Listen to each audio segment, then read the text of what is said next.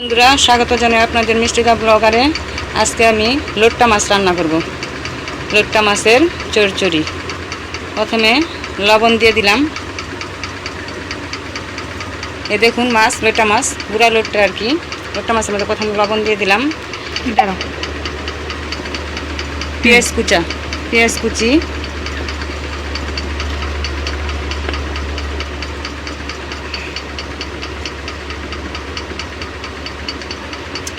তারপরে দিয়ে দিব কাঁচা মরিচ, তারপরে দিব টমেটো কুচি। সবগুলো একসাথে দিয়ে মিশিয়ে নিব।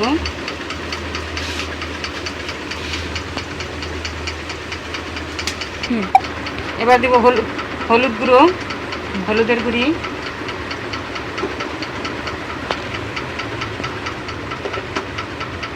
দিব মরিচের গুঁড়া, কারণ এই মাছে তো এগুলি ঝাল না হলে ঝাল না হলে ভালো না। কাঁচা মরিচও দিছি, মরিচের গুঁড়ো দিলাম।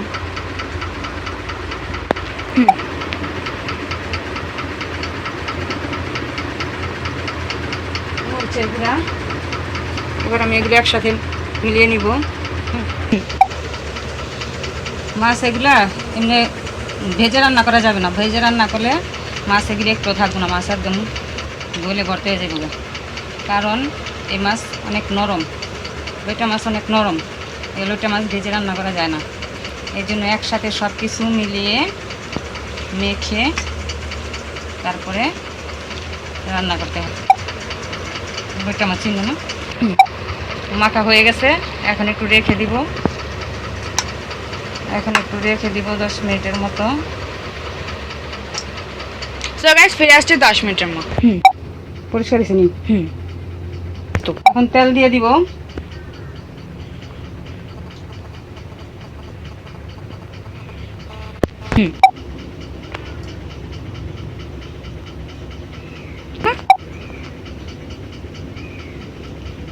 গরম হোক, তেলটা একটু গরম হয়ে গেলে আমি এগুলো দিয়ে দিব, মাছগুলো দিয়ে দিব। মাছগুলো সব একসাথে মিলিয়ে রাখছি, সব কিছু দিয়ে পেঁয়াজ, হলুদের গুঁড়ি, মরিচের গুঁড়ি, কাঁচা মরিচ, শুকনো মরিচের গুঁড়ো, এটা আমার খুব পছন্দ। এগুলো দিয়ে মেখে রেখেছিলাম 10 মিনিটের মতো। এখন তেলটা একটু হোক, গরম হলে এগুলো দিয়ে দেবো তেলের উপরে। কারণ এগুলি ভেজে রান্না করা যায় না, মাছ অনেক নরম মাছ। এগুলি ভেজে রান্না করে সব ভাঙা যে বোগা, কিছুই থাকবো না। এর জন্য এগুলো মেখে তারপরে তেলের উপরে দিয়ে দিতে হয়। তেলটা গরম হয়ে গেছে, এখন আমি দিয়ে দিব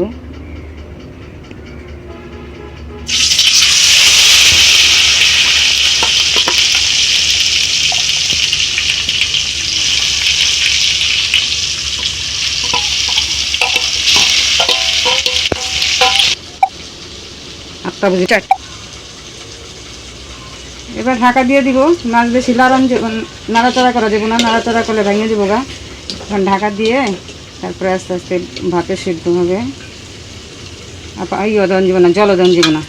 জলে মাছে থেকে অনেক জল উঠে যাবো গা, যে জল এই জলেই রান্না হয়ে যাবে। আর এক ফোঁটা জলও দেওয়া দিব না। আর এর জন্য এটা আমার খুব ফেভারিট। লোট্টা মাছে আর জল দেওয়া লাগে না। এখন ঢাকা দিয়ে দিব।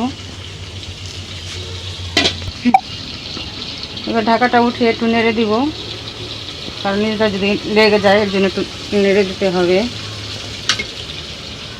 হালকাভাবে একটু নেড়ে দিতে হবে উঠিয়ে।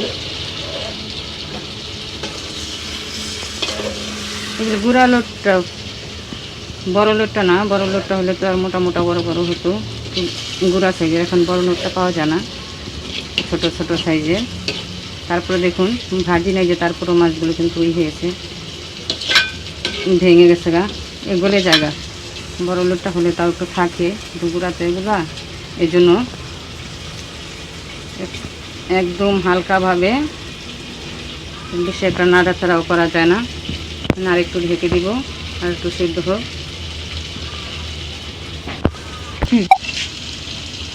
এবার ঢাকাটা নামিয়ে আরেকবার একটু নেড়ে দিয়ে দেখুন হয়ে আসছে। নিচে যদি লেগে যায়, এর জন্য একটু নাড়তে হয়।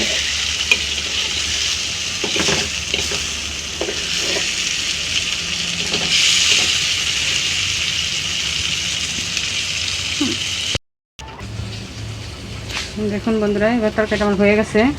ধনিয়া পাতা ছড়িয়ে দিয়ে নামিয়ে নিব। ধনিয়া পাতা ছড়িয়ে দিয়ে নামিয়ে নিব।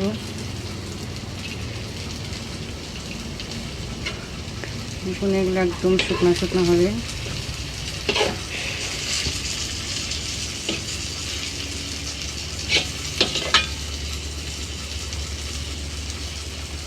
ভিডিওটা যদি আপনাদের ভালো লাগে তাহলে লাইক কমেন্ট সাবস্ক্রাইব করবেন।